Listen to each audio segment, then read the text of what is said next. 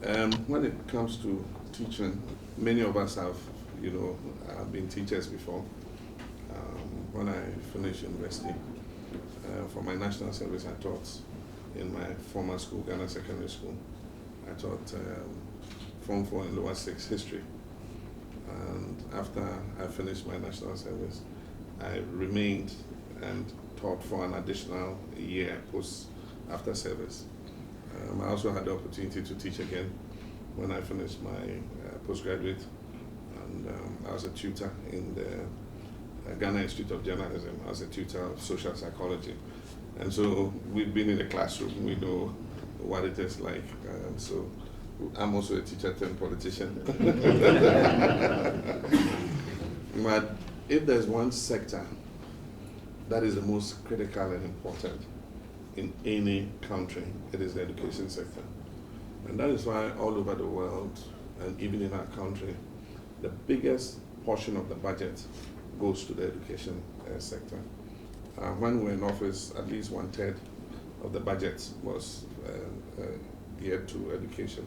I'm sure that should be higher by now because with the free SHS and all that, I'm sure that we're spending more on education than any other sector. Now, one of the most important issues about education is quality. If you have education and there's no quality, it's useless.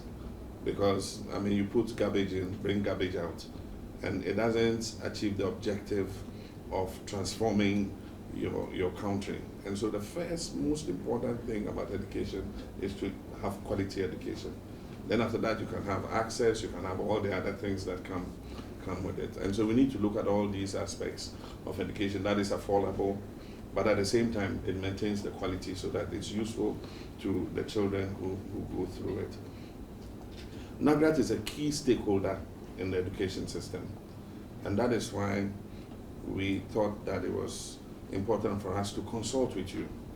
In the past, what we have done is we gather who we think are experts, and we sit down and say, write a manifesto. And on the education side, we get our people who have been in education before, and they write something. And then before the election, we publish it and say, this is our manifesto, this is what we're coming to do in education, we'll do this in health, we'll do this in that.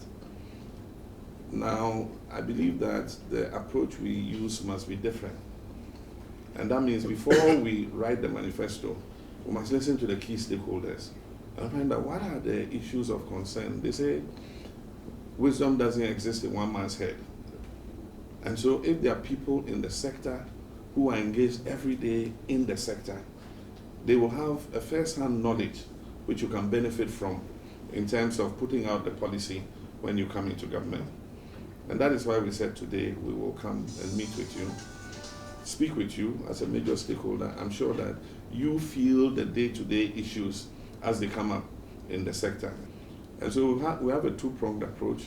We have a policy working group that is made of some of our former ministers and other people who belong to our party, and even non-party members who are knowledgeable in the education sector.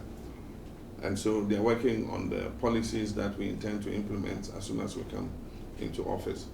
Now, those policies will feed into the work of the manifesto group. And so we're meeting you, listening to your concerns, and then at the end of it, like you said, we normally invite you to give us a policy paper as an input into the work we're doing, so that it becomes a bottom-up approach rather than a top-to-bottom approach.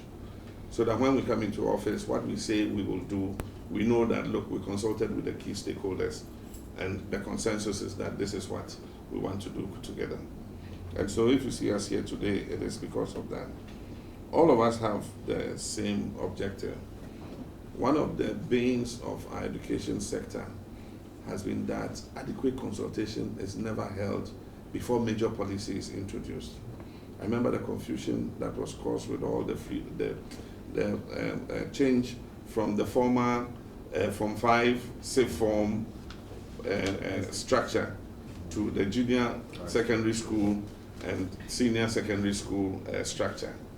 And when those reforms were carried out, there was a lot of confusion. People didn't accept. Others said it was a problem and all that. So some people even withdrew their children from the SSSs and made them rather take the old WIAC track and go and do 5 years secondary education instead of the 3 years, 3 years. Then again, there was a change from junior secondary school and senior secondary schools to junior high schools and senior high schools. And then the 4-year, tenure, and then coming back to 3 years and all that. And then recently there's been the free senior high school. In all this, I think that consultation helps. And that is why, as one of the suggestions I made, I advise governments that they should hold the stakeholders consultation so that we can identify the implementational problems and see how jointly we come up with proposals to resolve those problems. Unfortunately, the government refused to listen. And eventually, when the implementational problem started, it started with, the congestion in the schools, and then the decision to create a double track, which, if you speak across the board, parents are not happy, teachers are not happy, and all the stakeholders are not happy about the situation that has resulted. And so how do we resolve these issues in order that we maintain quality and give a good learning experience to the children who pass through the doors of these schools? Because we live in a competitive world today. Ghana is in competition with other countries, and your education sector is the sector that will provide the skilled manpower to be able to transform your economy and bring prosperity to your country. And so if we don't handle it properly, we will find that we continue to drop in the rankings when they rank, the competitiveness of our education sector. And our people will go out, and if they don't have a good education, how do they compete with people coming from other countries? Today, Asian countries are taking the lead in mathematics, in science, and other things.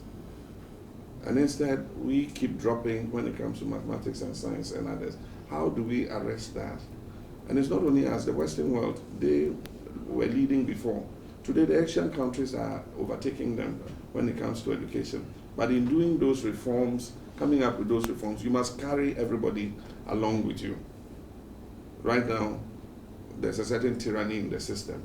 If you open your mouth and talk, head teacher, pam, you'll be dismissed without going through due process. And so I know that now everywhere everybody is quiet because everybody is afraid to talk. And so government is just going ahead and implementing and bulldozing its way through. And the question you ask yourself is, what is the quality of those children that are going to come out? And so we're here today to discuss all those things, including teacher welfare. How can we get teachers to go, to some of the remotest areas to teach our children? In our time growing up, it didn't matter whether I came from Achirenswa or Bole or wherever. We all used to meet in university together. But today, in university, you find that most of those who come to university are from privileged, backgrounds, privileged schools. Most of our children in the remotest rural areas do not have the opportunity to continue into tertiary education. And so this is a worry to all of us. And that is how come I said, look, if God gives us the grace to come into office again, we want to do something that carries everybody on board to make sure that we have an educational system that is beneficial to all of us, the stakeholders, and that it puts Ghana in a competitive place to be able to match shoulders with any other country in the world. And so we're happy to be with you today, and I'll be happy to listen to you. There are issues of teachers' housing, issues of how a teacher gets to school, issues of, teacher absenteeism. We worked on that together, and Nana Jinopoku and Samia Blackwan. And we made quite some gains in terms of reducing teacher absenteeism and all that. So I know that working together, we can achieve the outcome that we all look forward to. So we thank you very much for receiving us. And his team for paying us a visit today at the NAGRAT Lyceum. That's the name of this building. We touched on several very important issues in our discussion, and we hope and pray that the issues that we have raised will be incorporated in their policy document, which is the manifesto. We touch on issues on decentralization of education and the fact that decentralization should be a homegrown policy, not something that is practiced from elsewhere. We looked at issues on privatization and commercialization of education, we held the view that education is the responsibility of the state to deliver, and that private sector should not take over education because it takes out very vulnerable parents and so on and so forth. We talk about government support for technology in education. In this day and age, we say we are in a technology age, and we feel that technology can aid in bridging the gap between well-endowed and less-endowed educational institutions. We called on the flag bearer of the NDC to consider seriously the issues of making Ghana Education Service an autonomous body, a professional autonomous body, and not an appendage of the Ministry of Education, so as to take professional decisions and deliver professional education. These, among many issues we raised, I will not be able to raise them, but then generally, we consider this type of engagement as something that political parties should do. Because whatever policy any government implements should be the policy of the people. And interacting with the people is to know what the people need and what their challenges are. Therefore, we thank the flag bearer of the NDC for coming to interact with us. And we hope and pray that all issues raised and discussed will be incorporated in their manifesto. Thank you very much. Thank you.